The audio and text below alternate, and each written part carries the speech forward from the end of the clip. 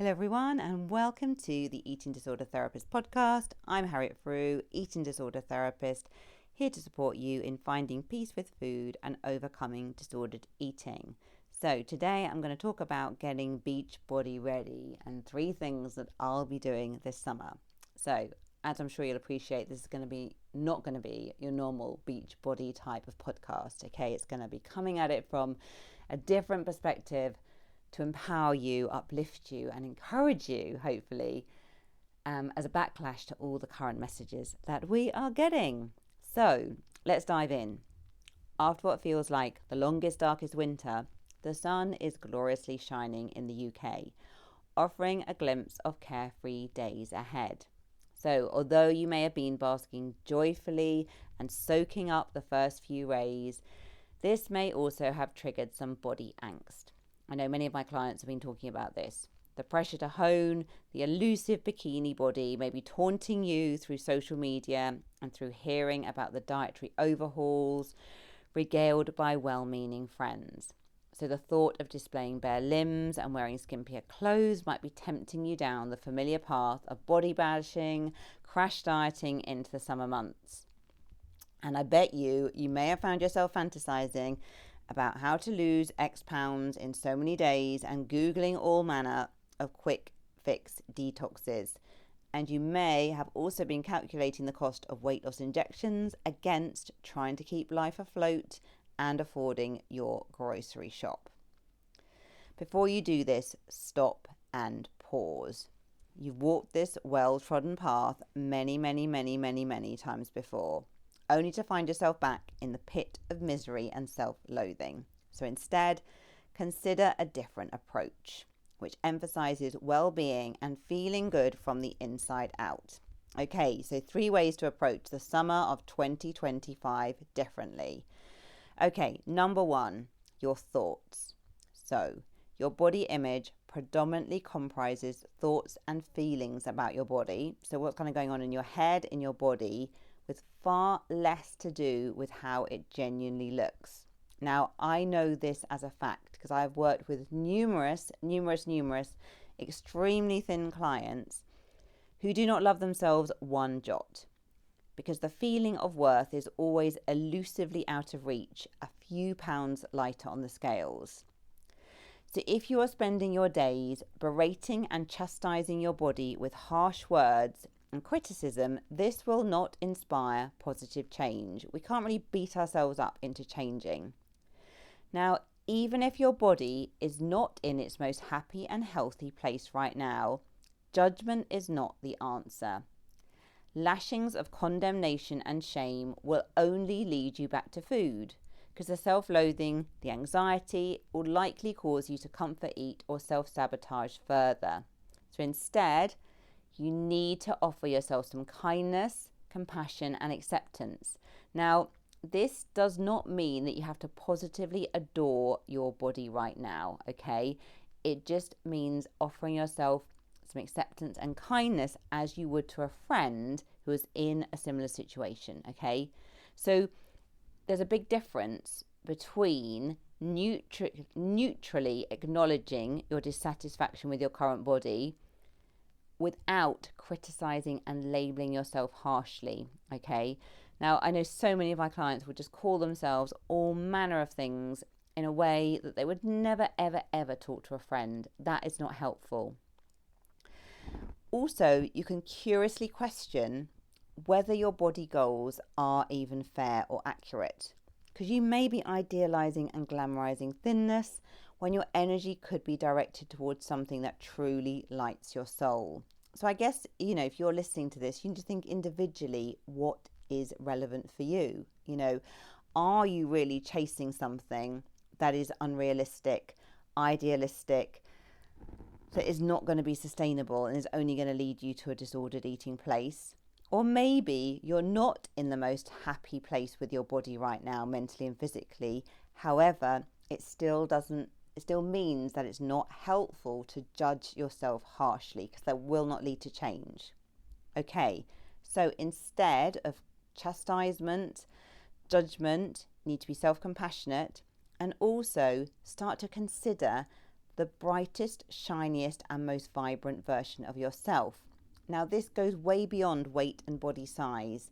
It's about your energy, your self-care, how you look after yourself, your warmth, your posture, your confidence, your creativity and self-expression.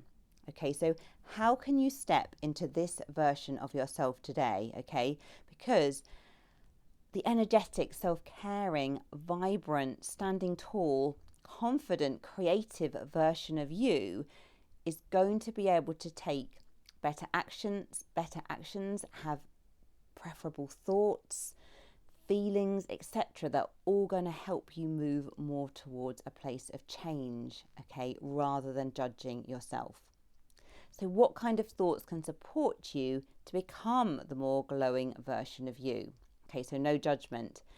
Also think about, how can you express your personality through colour, through jewellery, shoes or makeup, regardless of your body size? Okay, so maybe if you feel like, oh, nothing in my wardrobe fits at the moment, but how else can you step into that more vibrant version of yourself, where you can step more into the identity of being someone who is self-caring and supportive and energetic and the vibrant version of yourself? So this shift in thinking will aid change and optimize self-care far better than any reprimanding. Okay, good luck with that one. Number 2, body bashing. Now, so many people that I work with live their life through the lens of, there is something deeply wrong with my body. Now, if you go around looking through sunglasses that are literally looking for evidence all the time that there is something deeply wrong with your body, you will find the evidence, because the things that you focus on in your consciousness expand exponentially. If you had a spider phobia and you vigorously searched your house for evidence of a spider infestation, you would probably find several spiders pretty fast. And then you'd feel scared and overwhelmed with your discoveries.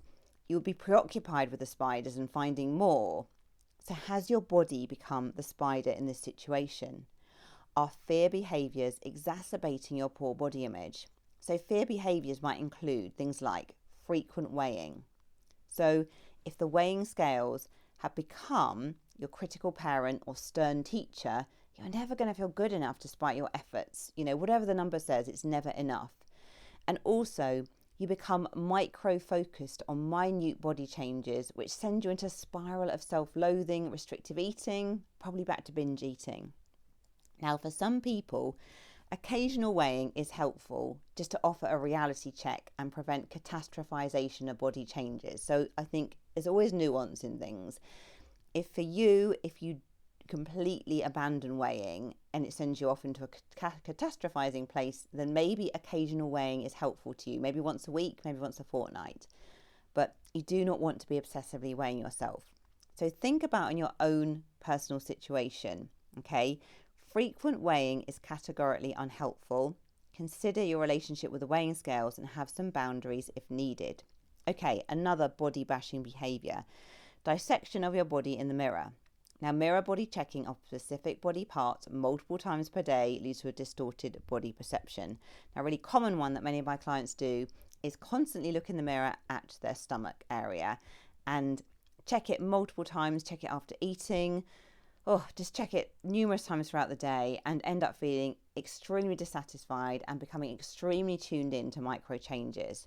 Now, checking your tummy or whatever body part you're checking, it may bring temporary relief and reassurance, but it's like trying to fill a bucket with a hole in the bottom. Okay, you will never seek the body piece you're chasing. So work to reduce body checking and to use the mirror just for a quick check rather than obsessive preoccupation.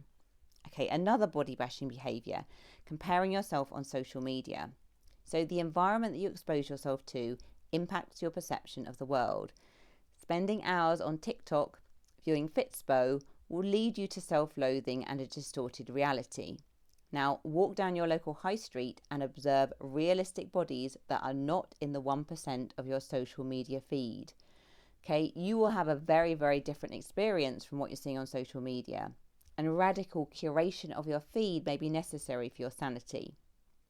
Another body bashing behavior, scrutinizing old photos on your phone. The human brain is nostalgic and will idealise old photos to convince you that life was immeasurably better back then. A glimpse of a toned arm will activate sentimental longing for the golden days of thin when you were actually cold, distracted and hungry. So be brave and face reality rather than the glossy, glamorised version, and work to banish this photo-checking behaviour from your self-care regime. Okay, another body-bashing behaviour to avoid is clothes.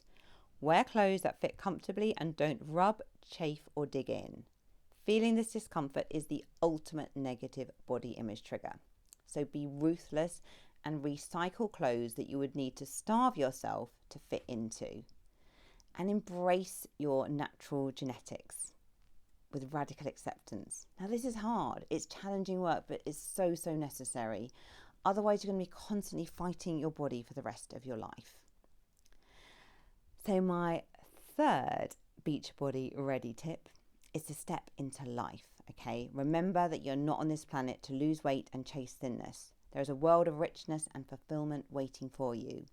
Get to know yourself intimately, your likes and dislikes, the things in life that set your soul on fire, and observe and appreciate the beauty of the world by walking in nature regularly and experiencing the vastness and opportunity outside your door. Connect with loved ones. A focus on food and body is often a substitute for authentic connection with the self and others. And understand what a life well lived means to you. Tear up the rule book and get intimately connected with your own values and dreams. And the paradox is that when we really step into life, when we really step into knowing ourselves, our likes and dislikes, and really honouring our own needs, we're in a much better place to self-care.